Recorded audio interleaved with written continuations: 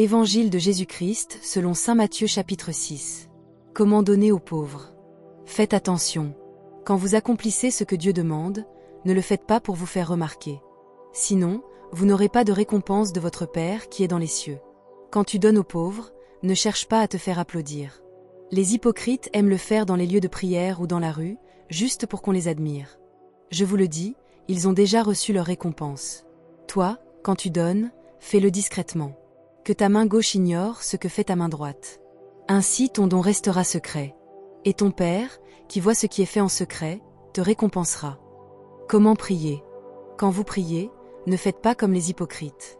Ils aiment prier debout, dans les lieux de prière ou au coin des rues, pour être vus de tous. Je vous le dis, ils ont déjà leur récompense. Mais toi, quand tu veux prier, va dans ta pièce la plus retirée. Ferme la porte et prie ton Père qui est là même dans le secret. Ton Père voit ce que tu fais en secret et il te récompensera. Quand vous priez, ne multipliez pas les mots inutilement, comme ceux qui ne connaissent pas Dieu. Ils pensent qu'ils seront exaucés parce qu'ils parlent beaucoup. Ne faites pas comme eux. Votre Père sait ce dont vous avez besoin avant même que vous le lui demandiez. La prière du Notre Père, priez donc ainsi. Notre Père qui est dans les cieux, que ton nom soit reconnu comme saint. Que ton règne vienne.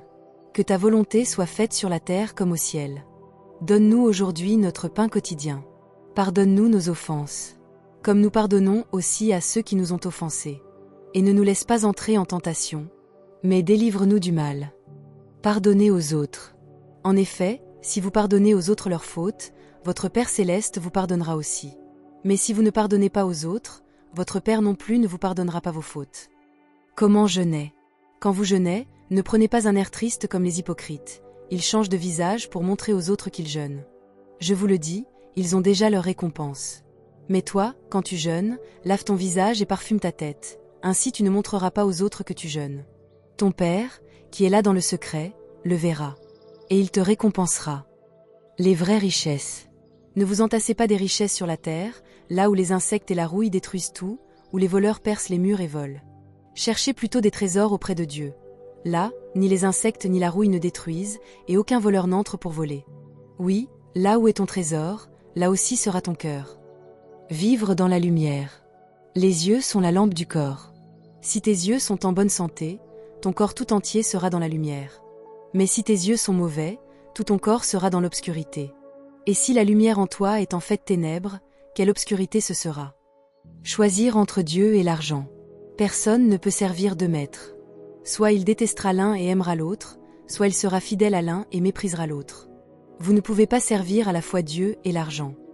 Faites confiance à Dieu. Voilà pourquoi je vous dis, ne vous inquiétez pas pour votre vie, que allons-nous manger? Ou pour votre corps, avec quoi allons-nous nous habiller? La vie vaut plus que la nourriture, le corps plus que les vêtements. Regardez les oiseaux, ils ne sèment ni ne récoltent, ils ne stockent pas dans des greniers. Pourtant, votre Père céleste les nourrit. Vous valez bien plus qu'eux. Vous inquiéter peut-il prolonger votre vie d'un seul jour? Et pourquoi vous faire du souci pour vos vêtements? Regardez les fleurs des champs, elles poussent sans travailler ni tisser. Pourtant, même Salomon dans toute sa gloire n'a jamais été aussi bien vêtu qu'une seule de ces fleurs. Si Dieu habille ainsi l'herbe des champs, qui est là aujourd'hui et demain sera jetée au feu, ne fera-t-il pas bien plus pour vous, gens de peu de foi? Ne vous inquiétez donc pas en disant « Que mangerons-nous? Que boirons-nous?